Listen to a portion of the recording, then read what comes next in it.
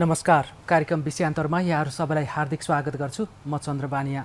दर्शकवृन्द, विषयान्तर कार्यक्रमको आजको श्रृङ्खलामा हामी मुलुकमा संविधान दिवस मनाइरहँदा संविधानको कार्यान्वयनको अवस्था र संहिताको अभ्यास कस्तो रहेको छ भन्ने विषयमा आज हामी केन्द्रित भएर छलफल गर्ने प्रयास गर्नेछौँ। 2072 साल असोज 3 गते संविधान जारी भए यता हामी यो संविधान कार्यान्वयनको अभ्यासको 8औं वर्ष पुरा भएको अवस्था छ। यो अवस्थामा यो संहिताको अभ्यासको सबल पक्ष र चुनौतीका पक्षहरू र जटिलताका पक्षहरू के देखियो हामी जान्ने प्रयास गर्नेछौँ।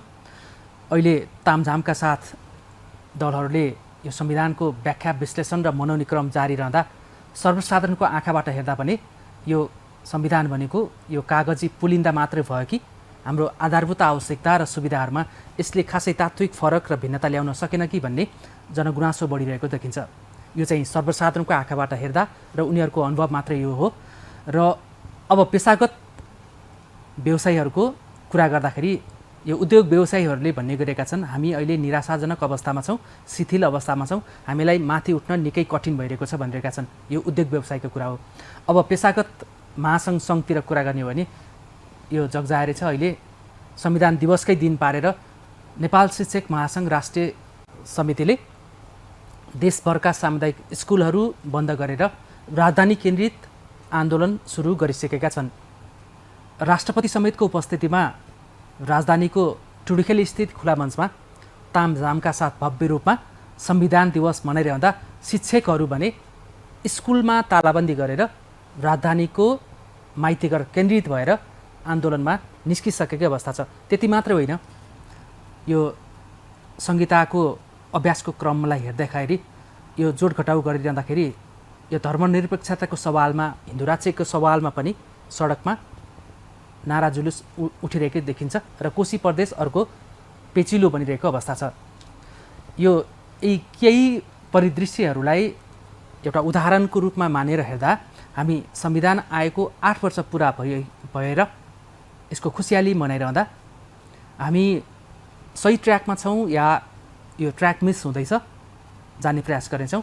एकजना अध्येता एवं स्थानीय विकास र संहिता विशेषज्ञ डाक्टर विनोद न्यौपानेको आँखाबाट र उहाँको अनुसन्धानको त्यो दायराबाट हामी यो संविधान दिवसलाई विश्लेषण गर्ने प्रयास गर्नेछौँ।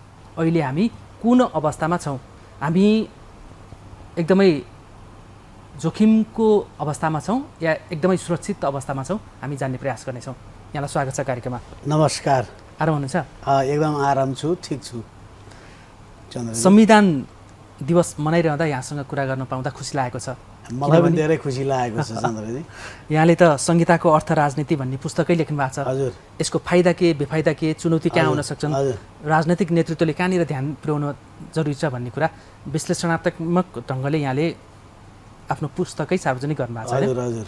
त्यसबाहेक पनि यहाँ अध्येता हुनुहुन्छ, समसामयिक विषयमा लेखिरहनु भएको छ संहिताकै। हजुर हजुर, लेख्छु। अब पहिलो प्रश्नमा छ नि, हामी शासकीय स्वरूपकै कुरा गरौँ न। हजुर। अहिले हामी 3 तहको सरकारमा छौँ। हजुर। आवधिक निर्वाचन मार्फत दोस्रो कार्यकालको अहिले हामी अनुभव लिइरहेका छौँ होइन। यहाँ आइपुग्दाखेरि यो बिन्दुबाट हेर्दाखेरि संविधानको कार्यान्वयन र संहिताको अभ्यास चाहिँ कति सहज रूपमा बगेको देखिन्छ अगाडि? यस चिजलाई हेर्नको लागि अलिकति पुरानै कुराहरू दोहोऱ्याउनु पर्छ चन्द्रजी। र यसमा जुन हाम्रो राजनीतिक ढाँचा जुन बनाइयो, संघीयतामा जुन राजनीतिक ढाँचा बनाइयो, यो खास गरेर राजनीतिक ढाँचा बनाउँदाखेरि पार्टीहरूको स्वार्थ अनुकूलको सम्झौता मुताबिकको संविधान बनाइयो। यो प्रष्ट बोल्नुपर्छ, किनभने संघीयताको खाका कोर्दा अथवा संरचना तयार गर्दा कुनै पनि मुलुकको त्यो भित्र रहेका जात जाति अनि त्यो समयमा प्लेस स्पेस भन्छौँ हामी, त्यो समयमा के कस्तो आर्थिक अवस्था छ अनि उनीहरूको सामाजिक रूपान्तरणको अवस्था के छ र त्यसमा भएका भनौँ न सांस्कृतिक चिजहरू के छन् अनि त्यसमा धर्म के छ, यी चिजहरूलाई अध्ययन गरेर बनाइन्छ। र यो जुन तपाईँले भन्नुभयो राजनीतिक ढाँचा जुन संविधान बनाउँदाखेरि नै यसलाई अध्ययन गरिएन, ठुलो राजनीतिक ढाँचामा आफ्नो पार्टीहरूको स्वार्थ अनुकूल जुन हामी एक त त्यो अवस्थामा बहुदलीय अवस्थामै थियौँ, बहुदलीय प्रजातन्त्र संवैधानिक राजतन्त्रको अवस्था थियो। त्यो अवस्थाबाट चाहिँ तपाईँको यसमा ड्रप आउट गर्दाखेरि चाहिँ के गरियो भनेदेखि राजनीतिक ढाँचाको जुन खाका छ त्यो साह्रै ठुलो बनाइयो र त्यो राजनीतिक ढाँचाको जुन खाका तयार जुन हामीले राष्ट्रिय सभा अथवा प्रतिनिधि सभा अनि जस्तो अब यो लगभग फङ्सनलेस जिसस जुन छ जिल्ला समन्वय समिति भन्ने छ यस्तो फङ्सनलेस पनि चाहिँ एउटा ढाँचा तयार गरियो अनि त्यो चाहिँ वास्तवमा स्वार्थ अनुकूलै बनाइयो। अब त्यो चिजहरू चाहिँ भयो तर एउटा चिज चाहिँ अब 3 तहको सरकार बनाइयो, स्थानीय सरकार बनाइयो अनि प्रदेश सरकार बनाइयो अनि भन्नुहोस् केन्द्र सरकार सङ्घ सरकार भयो। आफ्ना अधिकारहरू पनि विभाजन गरियो, कति दोहोरो अधिकारहरू पढे कति एकल अधिकारहरू छन्। अब यो अवधिमा अहिले हामी 9 वर्षमा प्रवेश गर्दैछौँ, लगभग 8 वर्ष हामीले हेरिसक्यौँ, 8 वर्ष हामीले अभ्यास अनुभूति गरिसक्यौँ र यो अनुभूति अभ्यास गर्दाखेरि के भयो के देखियो भनेदेखि राजनीतिक पार्टीहरू एक त सेल्फ आफू पार्टीहरूभित्र आन्तरिक द्वन्द्व छ, गुट उपगुटको चाहिँ द्वन्द्व छ 1 नम्बर। 2 नम्बर किनभने उनीहरूको संरचना राजनीतिक पार्टीहरूको संरचना पनि के छ भने एउटा प्रजातान्त्रिक पद्धति अनुसार उनीहरूले अनुशासन अथवा संरचना पार्टी पद्धति अनुसार उनीहरू पनि छैनन् अनि एकले अर्कोलाई आक्षेप लगाइदियो, एउटा पार्टीले अर्कोलाई आक्षेप लगायो अनि स्वार्थ सिद्ध कसरी हुन्छ भन्नेतिर गएकाले अब यी अधिकारहरू जुन प्रदेशका अधिकारहरू हुन् अनि स्थानीय तहका अधिकारहरू हुन् कति त विधेयक कानुनै बनाउन नसकेको अवस्था छ। 8 वर्ष भइसक्यो अभ्यास गरेको, कम्तीमा पनि हामीले सङ्घीयताको संरचनाहरू खाकाहरू तयार गर्नुपर्ने हो, प्रदेश पनि अनुभव भइसक्यो हैन। यो अवस्थाहरू चाहिँ हामी एकदम लडखडाउँदै आएका छौँ र अब नेपाली जनता हामीले के अनुभूति गरौँ भन्ने त अर्को प्रश्न छ हो कि। अब यसको मूल्याङ्कनको आधारहरू अरू नै छन् किनभने सूचकाङ्क लगाएर चाहिँ यिनीहरूलाई मूल्याङ्कन गर्न सकिन्छ। तर ओभरअल समग्रमा भन्दाखेरि तपाईँले जुन जेनरलाइज गरेर मलाई प्रश्न सोध्नुभयो यो सुरुको यो चाहिँ सङ्घीयताको जुन यो अवस्था छ यो चाहिँ एकदम लडखडाउँदो अवस्थामा छ। यो बाटो हिँड्न नजानेर जता पायो त्यतै चाहिँ जसलाई जे मन लाग्छ गरिरहेको अवस्था देखिन्छ अहिलेको अवस्था हेर्दा। स्थिर रूपमा दृढ रूपमा उभिएर हिँडेर दौडिन खोजेको अवस्था छैन, लडखडाएको अवस्था, बाटो बिराएको जस्तो लडखडाएको अवस्था छ। र आफ्नो जुन राजनीतिक पार्टीहरू र त्यसको नेतृत्वले के गर्यो भने उसको आफ्नो स्वार्थ अनुकूल एउटा व्याख्या गर्न थाल्यो र अब यो व्याख्या गर्न थाल्यो। किन गर्न थाल्यो भन्नुहुन्छ भने हाम्रो फेरि अलिकति पछाडि जाँदाखेरि के देखिन्छ भने हाम्रो यो जनआन्दोलन विभिन्न भन्नुहोस् न 7 साल 17 साल यो 5-6वटा संविधान त हाम्रो बदलिसके। हामी यो अवस्थामा जुन आन्दोलनहरू भए र यसमा चाहिँ के भने यो 62-63 पछि जुन बढेर चाहिँ एउटा हामी बिचमै जुन पार्टीहरूलाई चाहिँ एकदमै तल ग्रासरुट लेभलमा विश्वास गर्थ्यो जनताले सर्वसाधारणले हामीले जुन विश्वास गर्थ्यौँ यो विश्वासमाथि चाहिँ घात गरेर अलिकति उहाँहरू चाहिँ के भने हामी शासक हौँ र तिमीहरू शासित हौ भनेर चाहिँ त्यहाँ पनि के देखियो भनेदेखि यो विभिन्न कानुनहरू ऐन नियमहरू प्रयोग गर्ने जुन अभ्यासमा छ र एउटा वर्ग चाहिँ नयाँ वर्ग जन्मियो, जो इलाइट वर्ग जन्मियो। एउटा इलाइट वर्ग चाहिँ हाम्रो समाजमा प्रष्ट जन्मिएको 62-63 पछि चाहिँ यी चिजहरू देखिन्छ। त्यसले के भने यी चाहिँ शासक हामी चाहिँ शासक हौँ र यिनीहरू चाहिँ शासित हुन्, यी मानिसहरू हुन्, यिनीहरूले केही पनि जानेको छैन भनेर जुन हाम्रो सानो पातलो एउटा त्यान्द्रो थियो नेपाली जनताको विश्वास। जस्तो नेपालका कम्युनिस्टहरू नेपालका काङ्ग्रेसहरू जसले प्रजातान्त्रिक समाजवाद भन्थे, प्रजातान्त्रिक समाजवाद ल्याउने सैद्धान्तिक धरातलका कुरा गर्थे, सैद्धान्तिक आधारका कुराहरू गर्थे, त्यस्तै साम्यवाद नौलो जनवाद अनि समाजवादका कुरा गर्थे नेपालका चाहिँ कम्युनिस्टहरू। यो त्यान्द्रो यो विश्वासिलो चाहिँ यही बिचमा चाहिँ सबै मेटिँदै पुरै स्खलित भएर गएको चाहिँ चन्द्रजी देखिन्छ। हजुर, अब हामी यो संहितामा आउन साथै हामीले जुन अहिले संविधानको कुरा गर्दैछौँ होइन, त्यो संविधान आउन साथै त्यसले परिवर्तन गरेको भने एउटा चाहिँ पुरानो राज संस्थाको अन्त्य गर्यो र संहिताको आरम्भ गर्यो होइन। अब आरम्भको पनि हामी अहिले 8औं वर्षमा छौँ होइन। यो संहिताको आरम्भको अभ्यासमा चाहिँ सबैभन्दा नौलो लागेको भनेको हामीलाई प्रदेश सरकार हो होइन? हजुर। पहिला पनि स्थानीय सरकार थियो, केन्द्र सरकार र थियो, बिचको प्रदेश सरकार छ होइन अहिले?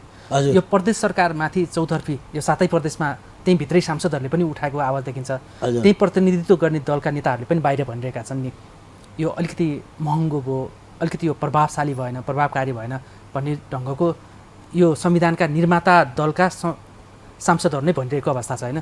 यहाँ चाहिँ एउटा यो स्थानीय विकास र संहिताको अध्ययताको हिसाबमा हेर्दाखेरि अहिलेको यो प्रदेशको संरचना कति संस्थागत कति सुदृढ हुन सकेका देखिन्छ? यो संस्थागत र सुदृढ पहिले एक छोटो उत्तर दिँदाखेरि यो संस्थागत र सुदृढ भएको देखिँदैन।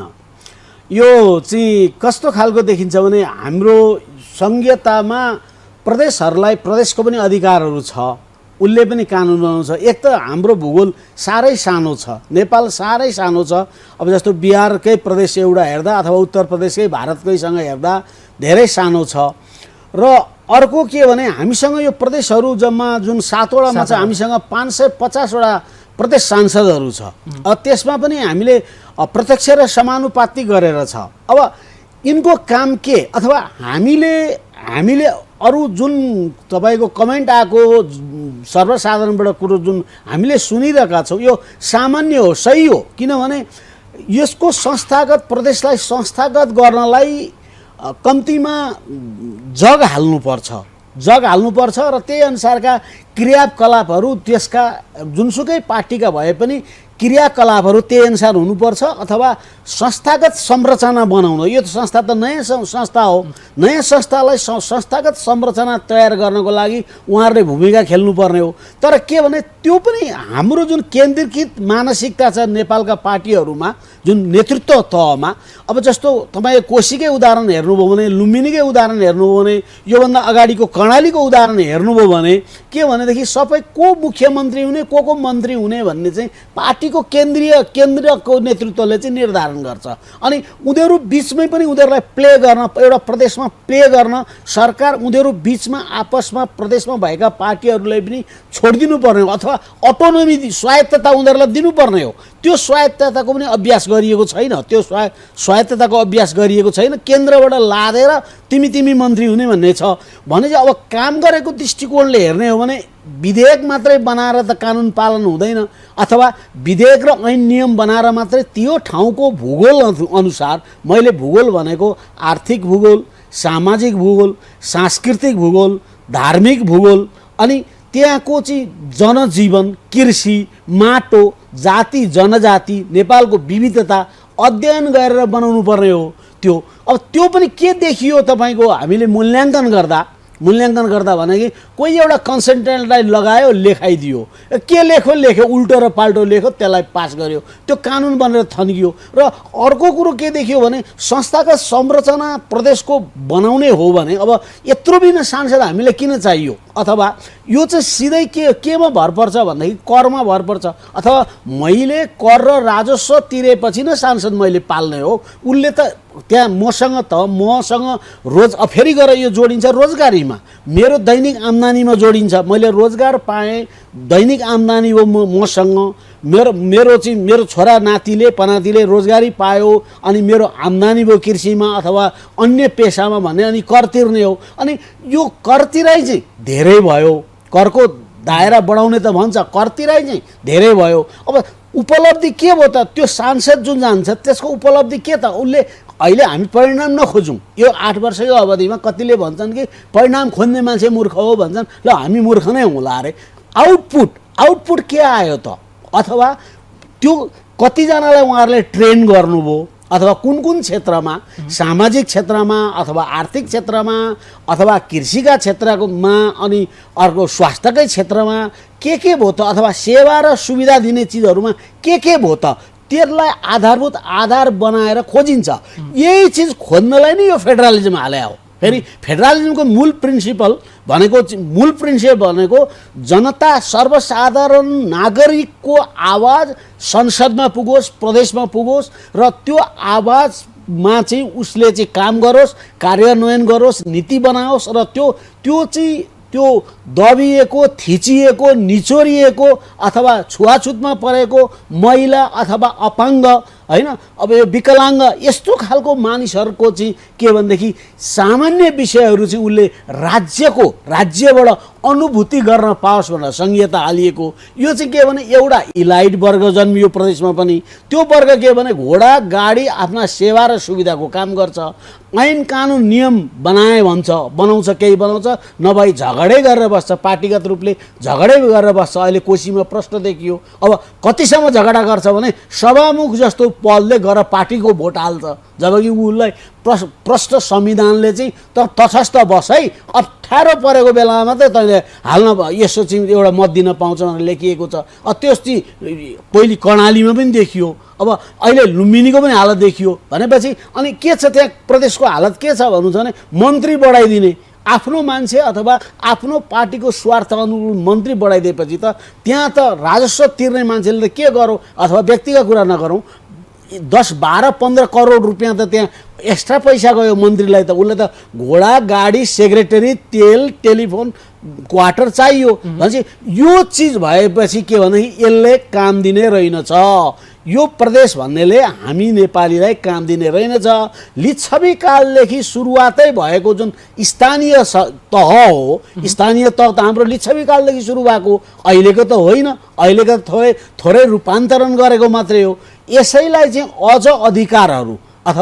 अझ अधिकारहरू अझ स्वायत्तता दिँदाखेरि ठिक हुन्छ भनेर चाहिँ मानिसहरूले आवाज उठाउनु मलाई लाग्छ स्वाभाविक हो। भनेपछि स्थानीय सरकार चाहिँ लिच्छवी कालदेखि भएकोले यो चाहिँ ठिक छ, अलि परिमार्जित हुँदै आएको छ होइन।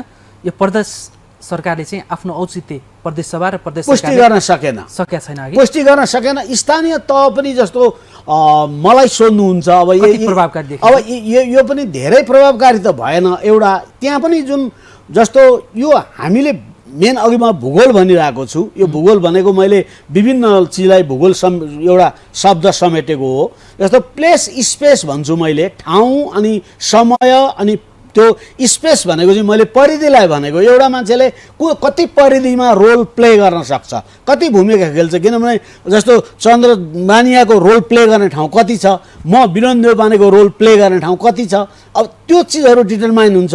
अब स्थानीय तहमा पनि के भयो भने हाम्रो एक त हामीसँग धेरै सङ्ख्या भयो। अब कुरो ल्याउँछन् यहाँ फेरि के कुरा आउँछ भने समावेशिताको कुरा आउँछ, अर्को महिलाको कुरा आउँछ, अर्को छुवाछुतको कुरा आउँदा अर्को महिलाको कुरा आउँछ। अब यसलाई चाहिँ पार्टीहरूले निर्धारण गरेर यसलाई हामीले सपार्न सक्छौँ।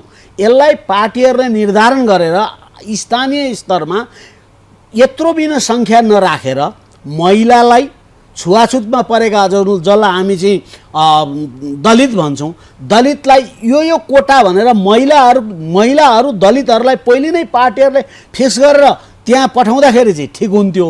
अब एउटा वडामा मलाई सोध्नुहुन्छ भने म किर्तिपुरको वडा नम्बर 2 मा बस्छु, मैले अहिलेसम्म ती 5 जना एउटा वडाध्यक्षलाई चिन्छु, मैले अरू कसलाई भोट हाले मलाई थाहा छैन, म चिन्दिनँ भनेपछि उनीहरूको काम अहिलेसम्म के गर्छन् मलाई थाहा छैन भनेपछि अर्को एउटा यसैमा विकृति के जोडिएर आयो भने जुन योजना हुन्छन् वडामा भएको चाहिँ उपभोक्ता समिति मार्फत हुन्छन् धेरै जसो, त्यो उपभोक्ता समिति मार्फत चाहिँ मात्रै लिङ्क हुने र सर्वसाधारण जनतासँग भनौँ न, म सर्वसाधारण हो, त्योसँग चाहिँ टच अथवा हाम्रा समस्याहरू के छन् भन्ने कुराहरू चाहिँ उनीहरूसम्म नपुग्ने।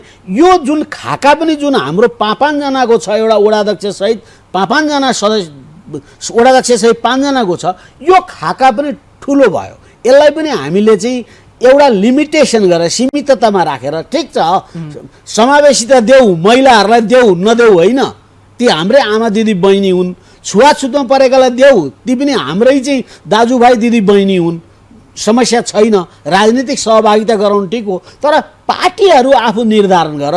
सबभन्दा यसमा पनि तपाईँको बदमासी भनेको तपाईँले भने जस्तो प्रदेशहरूमा पनि त्यो भएको छैन र स्थानीय तहमा पनि अहिले 1-2 वर्षमा तपाईँले धेरै समाचार न्युजहरू भ्रष्टाचार गरेको, प्रमुख प्रशासकीय अधिकारी भ्रष्टाचारमा गएको, अनि मेयर भ्रष्टाचारमा गएको, उपमेयर भ्रष्टाचारमा गएको हामी पढिरहेका छौँ। तपाईँहरूले नि टिभी पत्रपत्रिकामा ल्याइरहनु भएको छ। भन्नुको यो खास कारण हाम्रो ढाँचा जुन छ त्यो स्थानीय तहमा पनि ठाउँ हेरेर हामीले गर्न सक्छौँ, त्यसलाई पनि हामी घटाउन सक्छौँ र हाम्रो खर्च मैले भन्न खोजेको मैले कति कर तिरेर म पाल्न सक्छु मेरो जनप्रतिनिधि, त्यो आधारमा चाहिँ निर्कुल नभएकाले यो सबै चिज भएर गयो, लठीभद्र भएर गयो। भनेपछि स्थानीय सरकारमा चाहिँ आकार ठुलो भयो र भ्रष्टाचार संस्थागत बन्यो यहाँको निष्कर्ष आयो।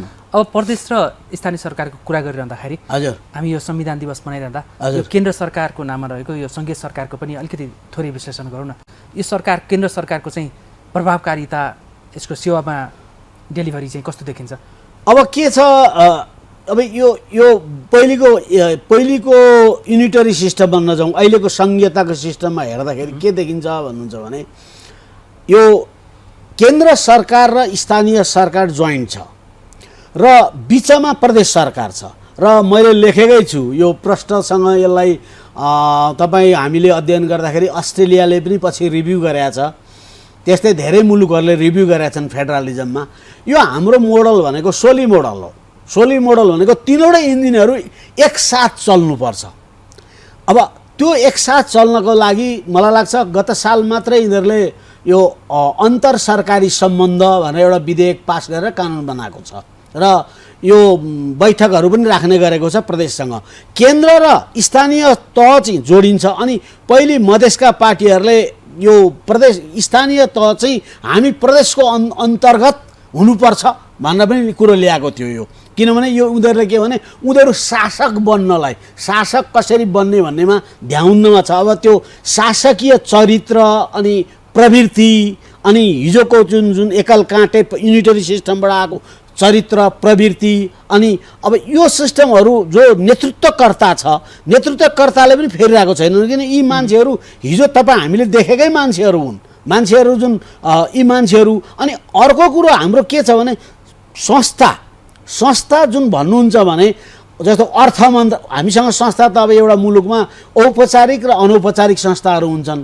अब कोही ठाडो सम्बन्ध हुन्छ, कोही भर्टिकल सम्बन्ध हुन्छ।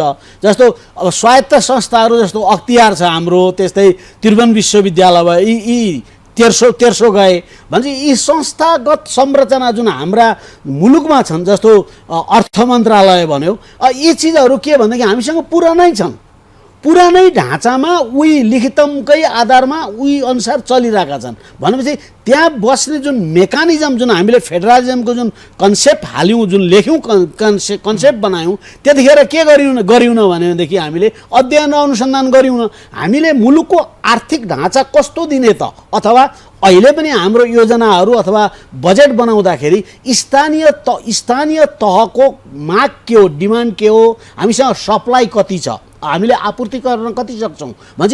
यी सम्बन्धहरूको पुरै मेकानिजम भित्री जुन सम्बन्धको जुन संयन्त्र छ, प्रशासनिक संयन्त्रदेखि लिएर अन्य राजनैतिक संयन्त्र छ, सबै यो चाहिँ अहिले के भने खलबलिएको छ। त्यसैले यसलाई हाइब्रिड फेडरलिजम अथवा हाइब्रिड संविधान पनि भनेर भन्दा हामी एक लाइन हाइब्रिड संविधान भन्नु। अब एक लाइनमा बुझौँ त, यो केन्द्र सरकार अहिले प्रदेश सरकारको प्रभावकारिता त छँदै छैन भन्नुभयो होइन, स्थानीय सरकारमा भ्रष्टाचार बढिरहेछ भन्नुभयो, केन्द्र सरकार चाहिँ कस्तो देखियो भन्नेमा चाहिँ के अब यो एउटा हाइब्रिड एकदम केन्द्र सरकार भनेको अहिले जस्तो हामीसँग यो पार्टीहरूको अहिले हेर्दाखेरि प्रभावकारी छ कि अब यो होइन, म भन्दैछु यिनीहरूको बहुमत छैन। एक त नेपाली काङ्ग्रेसको बहुमत छैन, एमालेको पनि बहुमत छैन। पार्टीहरू विश्वासिला भएर हिजोदेखि आएका पार्टीहरू इन्स्टिट्युसनल ग्रासरुटसम्म जरा गाडेका पार्टीहरू र यिनीहरूले विश्वासघात गरे भनेर त मैले भनिदिनै सकेँ। यिनीहरू नेपाली जनतामाथिको जुन विश्वास थियो पार्टीहरूको प्रतिको, त्यो विश्वासघातले नै गर्दाखेरि अन्य जस्तो राजसपा रविको पार्टी अथवा स्वतन्त्र सांसद हमालजीले जित्नु भएको छ चुनाव, बालेनले चुनाव जितेको छ, स्वतन्त्र मान्छे यो के भने 50 अहिले के अप्ठ्यारो देखिन्छ भने 50 प्लसको मान्छेहरू, हामी जस्तो मान्छेहरू एकदम असम्मत स्थितिमा रहेको देखिन्छ।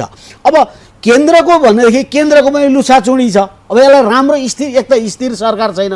अहिले 33 सांसद लिएर 33-34 सांसद लिएर माओवादी केन्द्रबाट प्रचण्ड प्रधानमन्त्री, पुष्पकमल दाहाल प्रधानमन्त्री हुनुहुन्छ।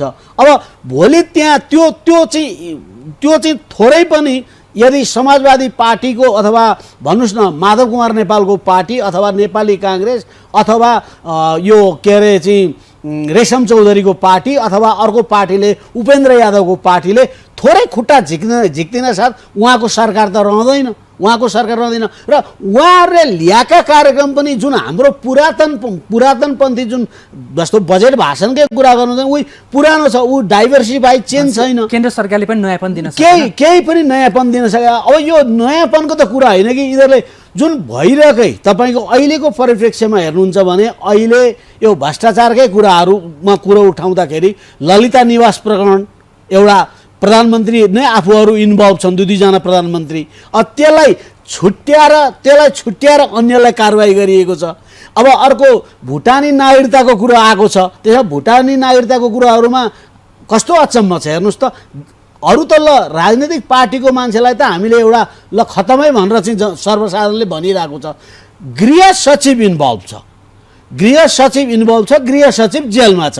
गृह सचिव भनेको यत्रो वर्ष काम गरेको, डिग्री अथवा पिएचडी पास गरेको मान्छे, त्यत्रो वर्ष अनुभवी गरेको मान्छे नागरिकता बेचबिखनमा छ। अब त्यस्तै अर्को कथा सुनकाण्ड भन्नुहुन्छ भने चिनिया नागरिकता दिएको छ भनेदेखि यसमा चाहिँ एउटा माओवादी केन्द्रका वरिष्ठ नेताहरू नै पोलिएका छन्। अब त्यो सबै चिजहरू भन्दाखेरि चाहिँ के भनेदेखि यो कसरी जोगाउने, एउटा चिजको गभर्नान्सको नारा दिने अनि कसरी जोगाउने अथवा त्यो वर्ग आफ्नो वर्ग स्वार्थ अनुकूलको वर्ग चाहिँ जोगाउने अनि अन्यलाई चाहिँ कारबाही देखाउने। अब यो यति चिज सामान्य नेपालीहरू तपाईँ हामीले अथवा सर्वसाधारण दोकामै साग बेच्नेले यत्रो बिना सञ्चार जगतमा भन्नुहोस् न सामाजिक सञ्जाल छ, तपाईँहरू टेलिभिजन हुनुहुन्छ, रेडियो छ, एफएम खोलेका छन्, यो बुझ्दैन होला, पत्र पत्रिका छन्, यो बुझिहाल्छ नि, यो बुझिरहेछ। उही के भनेदेखि अहिले अघि मैले भने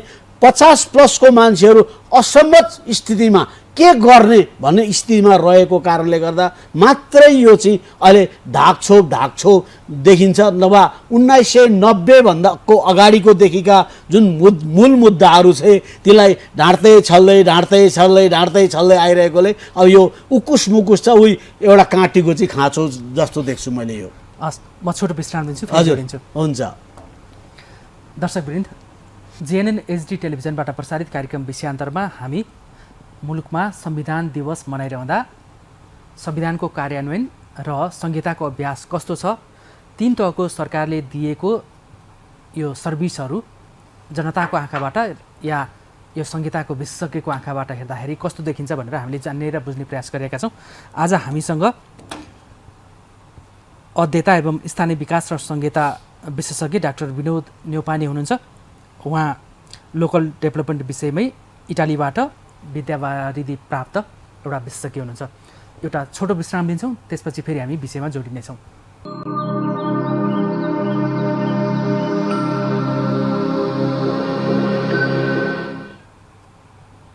यो छोटो विश्रामपछि जिएनएन एचडीबाट प्रसारित कार्यक्रम विषयान्तरमा यहाँहरूलाई पुनः स्वागत छ। हामी संविधान दिवस मनाइरहेको सन्दर्भमा संविधानको कार्यान्वयन र संहिताको अभ्यास कस्तो छ भन्ने विषयमा हामी जान्ने प्रयास गरेका छौँ र आजको विषयमा हामीसँग स्थानीय विकास एवं संहिता विशेषज्ञ डाक्टर विनोद न्यौपाने हुनुहुन्छ। उहाँसँग हामीले अहिले चाहिँ 3 तहको सरकारको अवस्था कस्तो रहेको छ भन्ने सन्दर्भमा हामीले जान्ने प्रयास गऱ्यौँ। अब हामी अझ जनताको यो जीवनस्तरसँग यो संहितालाई र संविधानलाई जोडेर हामी थप जान्ने प्रयास गर्नेछौँ। यहाँलाई पुनः स्वागत छ। हजुर धन्यवाद। अब यहाँ त विकसित मुलुक इटलीबाट लोकल डेभलपमेन्ट विषयमा विद्यावारिधि गर्नु र संहिताको अर्थ राजनीतिक पुस्तकमा संहिताको मोडल के, संहिताको विशेषता र चुनौतीहरू के भन्ने कुरा सविस्तार लेख्नु भएको छ। त्यसमा आफ्नै ठाउँमा छ होइन। यो संहिता भनेको चाहिँ के रहेछ खास चाहिँ? तपाईँ विकसित देशबाटै पढेर आउनुभयो, अहिले गाउँ गाउँ घुमिरहनु भएको छ, अध्ययन अनुसन्धान गरिरहनु भएको छ होइन। हजुर, संहिता भने चाहिँ के रहेछ त? अब होइन यो तहको सरकारको त यहाँले चिरफार गर्नुभयो। अब यो जीवन जगत हामी मान्छे हौँ र हाम्रो नेपालको स्थितिमा हामी धेरै विविधता छ, भाषामा विविधता छ, जात जातिमा विविधता छ र यो सबैलाई समेट्नको लागि र अनि हाम्रो आर्थिक रूपले पिछडिएको, छुवाछुतले गएको, अनि अर्को हाम्रो धेरै अगाडिदेखि जरो गाडेको यो बाल विवाहको पनि समस्या, अनि महिलाको पनि समस्या, यस्ता चिजहरू जुन मार्मिक चिजहरू छन् हाम्रो अर्थ राजनीतिक क्षेत्रमा, यी सबैलाई चिजलाई समेट्न ल्याएको एउटा चिज हो सङ्घीयता। र यो सङ्घीयता खास गरेर यी मूल मर्महरू बोल्नुपर्ने हो। तर यो सङ्घीयता खराब छैन, सङ्घीयता त व्यवस्था हो, एउटा व्यवस्था हो कि नेताहरूको व्यवस्थापन गर्ने एउटा माध्यम हो। यो माध्यम हो, एउटा व्यवस्था हो, माध्यम हो है, एउटा प्रोजेक्ट हो। अझ प्रोजेक्ट भन्ने बुझौँ है, राजनीतिक दलको एउटा प्रोजेक्ट। यो प्रोजेक्ट हो। अब यो प्रोजेक्टको ढाँचा चाहिँ कस्तो बनायो, अघि मैले सुरुमै कुरो उठाएको थिएँ, ढाँचा कस्तो बनायो भने चाहिँ हामीले यो संविधान र यो सङ्घीयतामा हामी सर्वसाधारणले हाम्रो जीवन दैनिकी कतिको सहज भयो त, हिजोको अवस्था र आजको अवस्थामा अनुभूति त्यो गर्ने हो, अनुभूति त्यो गर्ने हो। अनि हामीले हाम्रो हिजोको आम्दानी र खर्च के छ, अनि हाम्रो प्रति व्यक्ति आय कति छ र त्यसलाई हामीले रोजगारी कसरी प्राप्त गरिरहेछौँ, अनि हामीले हाम्रो सन्ततिले, छोराछोरीले शिक्षा कसरी पाइरहेको छ, स्वास्थ्य कसरी पाइरहेको छ, र छुवाछुतको कुराहरूलाई कसरी चाहिँ लगिरहेको छ, अथवा यसलाई हटाउनलाई कतिको काम गरिरहेको छ है। अनि अब यो ज्यालादारीका कुराहरू, महिला असमानताका कुराहरू कतिको आइरहेको छ, अथवा यसमा मिनिमम गर्ने, न्यूनतम गर्ने र दिन उत्प्रेरकको भूमिका कतिको खेलिरहेको छ। र त्यस्तै के हो भने हामीले यो आत्मीयता र अनुभूति, यी चिजहरूलाई, हाम्रो जीवन जुन अहिलेको आत्मीय र अनुभूतिहरूलाई वास्तवमा समेटेर एउटा सेवा र सुविधा दिने चिज नै आधारमा नै यो सङ्घीयता तयार गरिन्छ, खाका तयार गरिन्छ, यो एउटा ढाँचा तयार गरिन्छ। अब यो चिज त भएन है, हाम्रो नेपालमा अध्ययन अनुसन्धान गरिएन। यस्तो खालको एउटा वर्ग जसलाई आफूलाई चाहिँ कानुनमाथि ठान्छ, इलाइट्स वर्ग, र आफूलाई चाहिँ के भने अरू एउटा वर्ग विकसित भइसक्यौँ हामी भने चाहिँ अरू अन्य शासितहरूभन्दा भिन्न हौँ है भन्ने कुराहरूले चाहिँ देखाइरहेछ। र त्यो अनुभूति चाहिँ वास्तवमा गरेको छैन, र यी चिजहरू सबै समेट्न नै वास्तवमा फेडरलिजम हो। अब यसमा छ नि, यसलाई अलिकति जनतासँग जोडिदिनु त। यो हजुर, फेडरलिजम यो भन्ने त तपाईँको व्याख्यात्मक धेरै आइसक्यो। अब होइन, शिक्षामा कहाँ छन्, स्वास्थ्यमा कहाँ छन्, रोजगार र उत्पादनमा नेपाली कहाँ छन् भन्ने कुरामा चाहिँ अब यो के छ, के देखिन्छ यो 7-8 वर्षमा भनेर मैले अहिले मसँग डाटा पनि छन्, मैले हेरेको थिएँ। अब डाटा अलिअलि पत्र पढ्छु म। अब यो खास गरेर हाम्रो जुन मोडल छ, हाम्रो जुन आर्थिक मोडल छ, यो धेरै सो राजनीतिक गफ त हामी धेरै चेतना भएर हामी धेरै राजनीतिक गफ गर्ने त भयौँ, तर राजनीतिक गफले मात्रै चाहिँ भाँडोमा चामल त आउँदैन। भातमा चामल हाल्न त आर्थिक क्षेत्रको कुरो आउँछ। हाम्रो जुन आर्थिक मोडल छ, आर्थिक मोडल चाहिँ के छ भने पुरानै ढाँचाको छ, पुरानै ढाँचाको छ। यसमा हामीसँग एउटा यो प्राइभेटाइजेसन गर्दाखेरि हाम्रो आर्थिक लगभग हामीसँग उद्योग कल कारखाना केही पनि छैन, प्रष्ट कुरो है। अर्को कुरो बेरोजगारको समस्या चरम छ। तपाईँले यो यो यो यो यो यो लगभग यो महिना मात्रै चाहिँ लगभग चाहिँ यो झन् 8 लाख जति चाहिँ गइरहेका छन्, 8 लाख जति गइसके युवाहरू चाहिँ लगभग अहिलेको स्थितिमा म मेरा छिमेकीहरूलाई हेर्छु एकदम 12+ पढेपछि क्यानाडा जाने कि अस्ट्रेलिया जाने कि, अनि त्यो त्रिभुवन युनिभर्सिटीको वरिपरि चाहिँ त्यो भ्याली इन्स्टिच्युट भन्ने छ, त्यसको वरिपरि बसेर कुन ल्याङ्ग्वेज, कोरियन ल्याङ्ग्वेज पढ्ने कि जापानिज ल्याङ्ग्वेज पढ्ने कि भनेर त्यतातिर बेरोजगारको एउटा प्रेसर छ। अब तपाईँको यस्तो खालको अवस्थामा यो सङ्घीयता, फेडरलिजमले यो चिजहरू जुन हाम्रो दैनिकी र जीवन अनुभूति बोल्नुपर्ने हो, एक त बोलेकै छैन, बोलेन भन्दैछु म, हो कि। र अब अर्को शिक्षा क्षेत्रमा पनि, अब यो शिक्षा क्षेत्रको, स्वास्थ्य क्षेत्रका कुराहरू गर्नुभयो तपाईँले। यसमा के छ भने हाम्रो यो अर्थको मोडल भनेको नियोलिबरलिजम हो, नव उदारवादी अर्थतन्त्र हो, अथवा खुला अर्थतन्त्र हो, जसमा चाहिँ बजारले नियन्त्रण गर्छ। अब सङ्घीयताको लागि आवश्यक कि अनावश्यक हो? अब यो होइन, यो त संसारभरि छ। एउटा उत्तर कोरिया भन्दा बाहेक सबैले यहीमै छन्, किनभने हामीसँग सबैमा त्यही अभ्यास छ। हामीसँग जस्तो वर्ल्ड ब्याङ्क छ, IMF छ, हामी ऋण काढिरहेका छौँ होइन, त्यसमा सपोर्ट गरिरहेको छ, संरचना बनाउन सहयोग गरिरहेका छौँ। तर भयो के कसैले चाहिँ यहीबाट धेरै उन्नति गरे, धेरै उन्नति गर्नुको कारण चाहिँ क्लु कारण चाहिँ उनीहरूले के गरे भने गर्न त अब जस्तो सबैले मुलुकले गरे, उनीहरूले सरकारले नियन्त्रण र नियमन आफ्नो हातमा राखे। अहिले तपाईँले बजारका कुरा गर्ने हो भने यत्रो बिघ्न महँगी छ, नियन्त्रण नियमनको कुरो कहीँ पनि शून्य छ। सरकारले कम्तीमा नियन्त्रण र नियमन गर्नुपर्ने हो। र जुन प्राइभेटाइजेसन जुन लागू गरियो, नियोलिज्मको जुन कन्सेप्टमा चाहिँ हामी अर्थ र राजनीतिमा जुन धारणामा गयौँ, त्यस बेलामा अहिले सबैले स्वीकार्छन्, अर्थशास्त्रीहरू सबै स्वीकार्छन् कि नियन्त्रण र नियमन राखेनछौँ हामीले, अथवा जति पनि प्राइभेटाइजेसन गरियो उद्योग धन्दाहरू कति चल्न सक्थे कति चल्न सक्दैनथे, अथवा बजारमा त्यतिखेरको नियन्त्रण र नियमन राखिदिएको भए त यो स्थिति अहिले त्यो उद्योग धन्दामा रहेको उद्योग धन्दाको पनि जग्गा बेचेर चाहिँ पार्टीहरूका मान्छेहरू लागेका छन्, त्यो अवस्था आउने थिएन। अब यो अनुभूति चाहिँ हाम्रो एउटा अर्थतन्त्र पनि लथालिङ्ग, अब राजनीतिक रूपले शासकीय व्यवस्था हालेको पनि लथालिङ्ग होइन। अब भन्नुहुन्छ भने अर्कोतिर हाम्रो सामाजिक रूपान्तरणको कुराहरूलाई पनि समेटिएको छैन भनेपछि हामी चाहिँ के अवस्थामा छौँ भन्नुहुन्छ भने सबै चाहिँ लठीभद्र स्थिति, एउटा हाइब्रिड त्यो अन्जानमा ल्याएर चाहिँ हाल्न साथ के भने कसैलाई पनि थाहा छैन कि कुन बाटो जाने। अब कि त्यतिखेर अध्ययन अनुसन्धान गरेर यी चिजहरूलाई यसरी स्टेप वाइज जाने प्लानिङ योजना अनि कार्यान्वयनको पाटो पनि एउटा आयो, एउटा थोक गर्छ, 2-4 महिना गर्छ, छोड्छ, फेरि जान्छ, अर्को आउँछ, अर्को थोक गर्छ, फेरि छोड्छ, जान्छ, यस्तो खालको अवस्थामा छौँ हामी। एकजना विद्वानले भन्नुभएको थियो, हजुर, नेपाल जस्तो सानो भूगोल र उत्पादनमा आफैमा आत्मनिर्भर पनि नभएको र आयातमा नै बढी भर पर्नु पर्ने जस्तो यो देशमा सङ्घीयता महँगो पर्छ र विश्व बैङ्कको ऋणबाट अब यो सङ्घीयता नेपालले धान्न सक्दैन भनेर एकजना प्राध्यापकले भन्दै हुनुहुन्थ्यो। लगभग अहिले नेपालको ऋणको हेर्दाखेरि यो 20 खर्ब 7 अर्ब अथवा एक नेपाली बराबर हामी 68,755 रुपियाँमा रहेछौँ। मैले डाटा हेरेको थिएँ, एक नेपालीको 68,755 रुपियाँ हामीलाई ऋण छ है।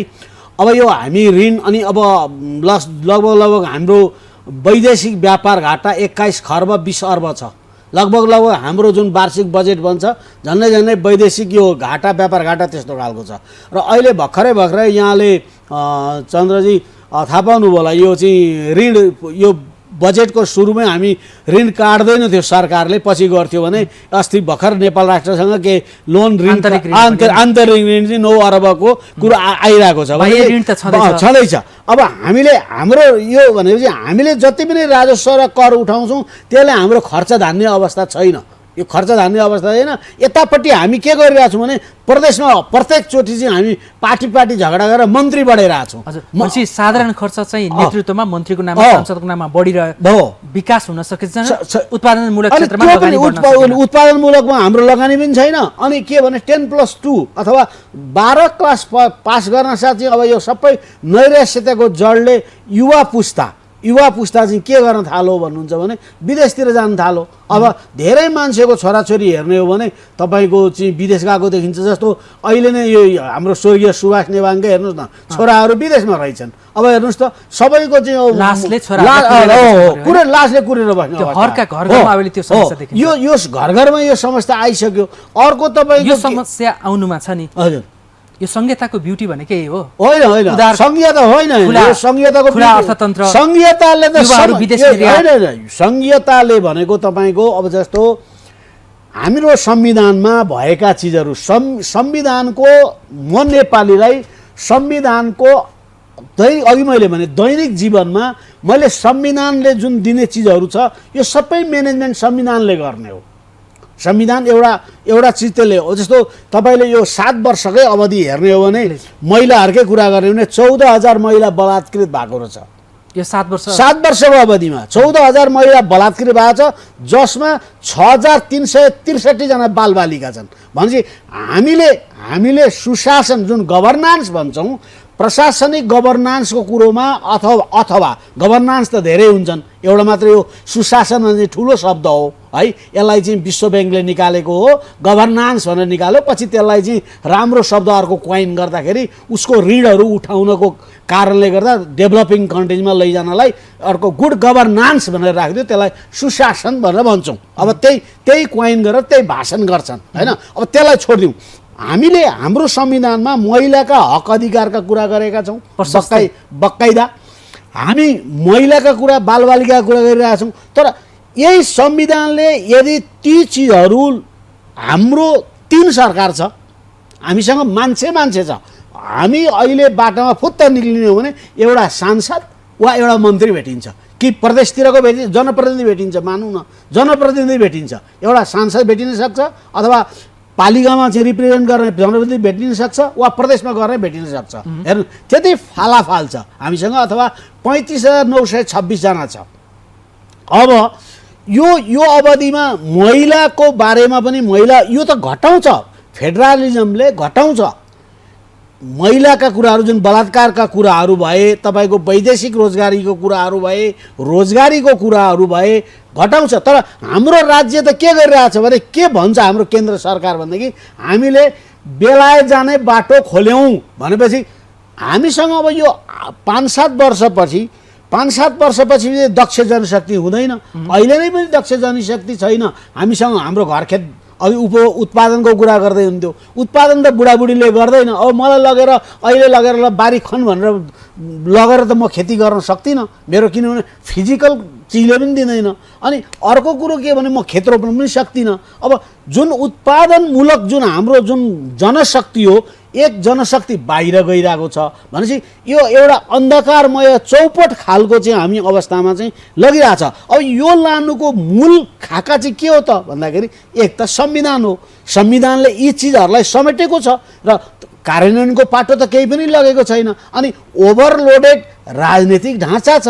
ओभरलोडेड ढाँचामा चाहिँ त्यो ढाँचालाई थाम्नलाई के गर्नु पर्यो भन्दा अब केही अहिले पत्रपत्रिका लेखिरहेका छन्, अब यो पत्रपत्रिका पनि राजनीतिक पार्टीका हुने भइहाले, रेमिटेन्स यति आयो उति आयो भनेर अनि एउटा मनोविज्ञान खडा गर्नलाई त्यो गरिएको हो। वास्तवमा हामी हाम्रो राजस्वलाई नै धान्ने अवस्था छैनौँ र अनि अर्को हामी योजना दिने अवस्थामा पनि छैनौँ। त्यसको कार्यान्वयनको पाटो भन्नुहुन्छ भने हामी तलदेखि माथिसम्म संस्थागत रूपले करप्टेड छ, करप्टेड मेकानिजम छ। अब ब्युरोक्रेटिक सिस्टम पनि करप्टेड भयो किनभने पुरानै छ। यो एनएम बुचले 2009 सालमा हालिदिएको चाहिँ स्ट्रक्चरल हो। यो पछि रणधीर सुब्बाहरूले चेन्ज गर्दै आएको हो। अब यसमा छ नि मैले जोडेँ, यहाँले एकदमै बुझिने ढङ्गले सर्वसाधारणलाई बुझिने ढङ्गले भन्नुभएको छ होइन। हजुर।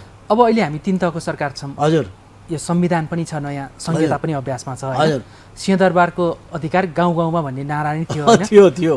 अब चाहिँ सिंहदरबार चाहिँ गाउँ गाउँमा पुग्दाखेरि मुलुक समग्रमा चाहिँ मुलुक अब आजको स्थितिमा हेर्दाखेरि बलियो अवस्थामा उभियो कि कमजोर अवस्थामा छ त? मुलुक कमजोर अवस्थामा छ। मुलुक कमजोर अवस्थामा छ। हामी आर्थिक सार्वभौम सत्ताको कुरालाई, भूगोलको सुरक्षाको कुरालाई, एकदमै नागरिकको सुरक्षाको कुरालाई एकदम तपाईले भनेको कुरामा मुलुक एकदम कमजोर अवस्थामा छ। जुन हामीले सोचेर दलितहरूका कुरा गऱ्यौँ, संविधानमा राख्यौँ, जुन समावेशिताका कुराहरू गऱ्यौँ, त्यो समावेशिता पनि इलाइट्स वर्गले प्रयोग गर्यो। हेर्नुहोस् तलको वर्ग त्यो वर्गसम्म पुगेन जुन सोच थियो। अब आर्थिक रूपले हामी जर्जर छौँ।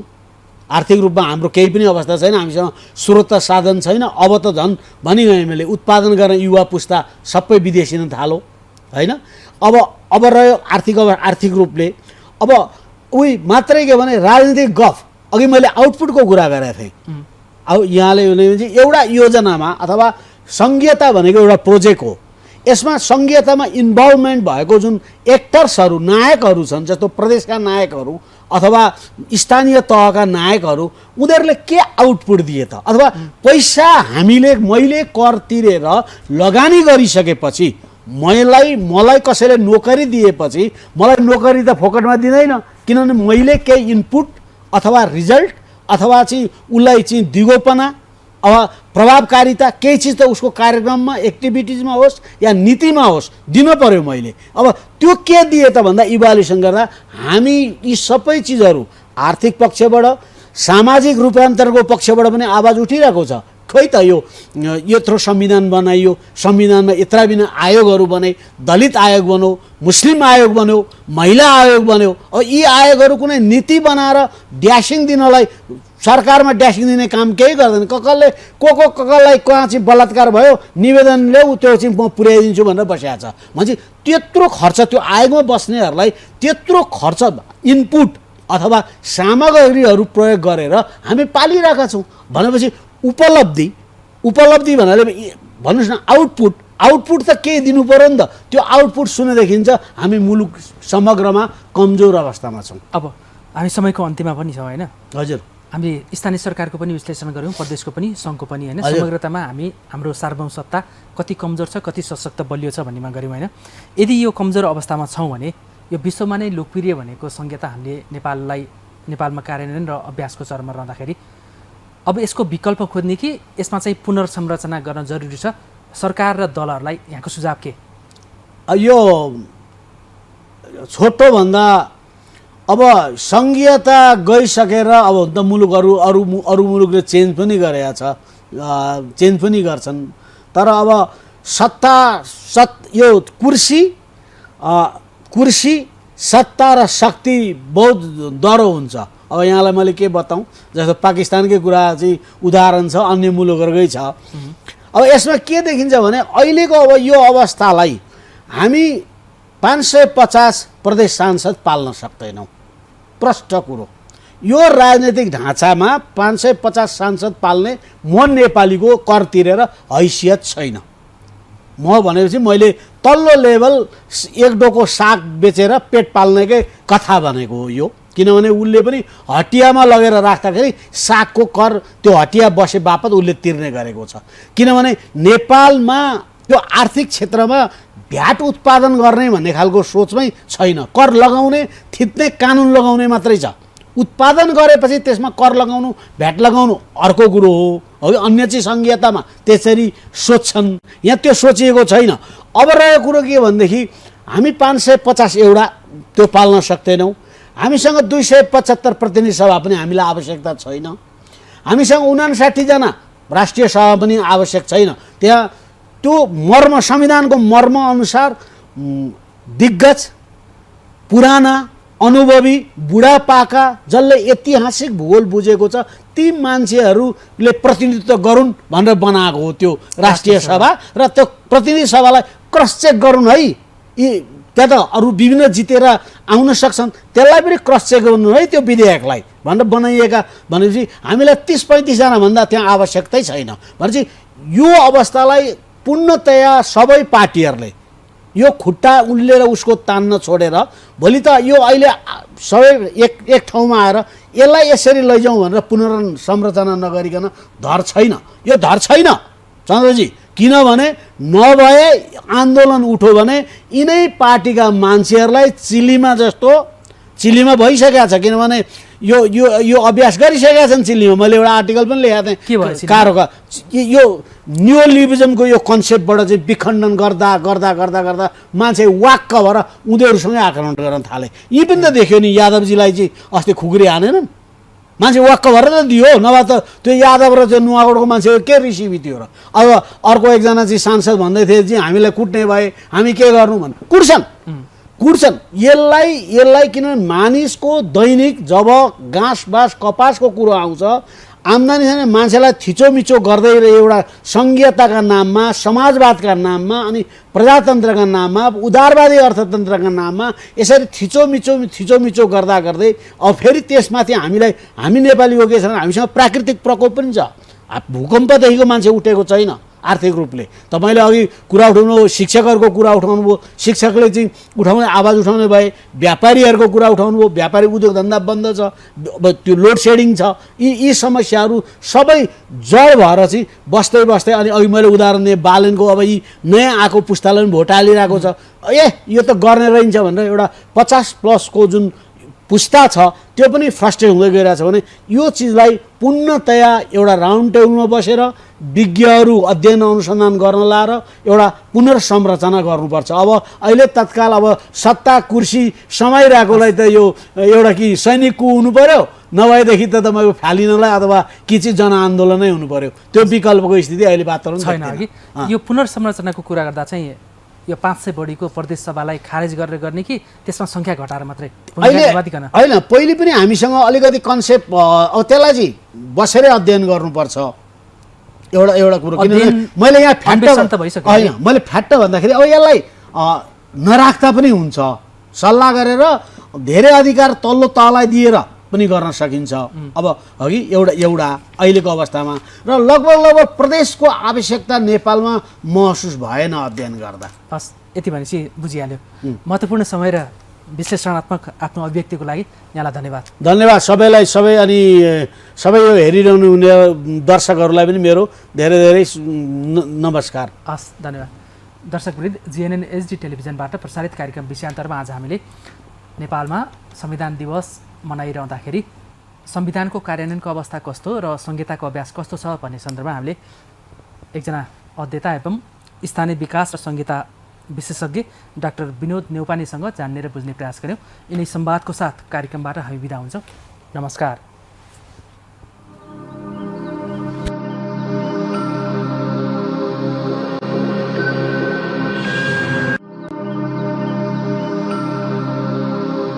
Brought to you by Kathmandu Engineering College is where you learn.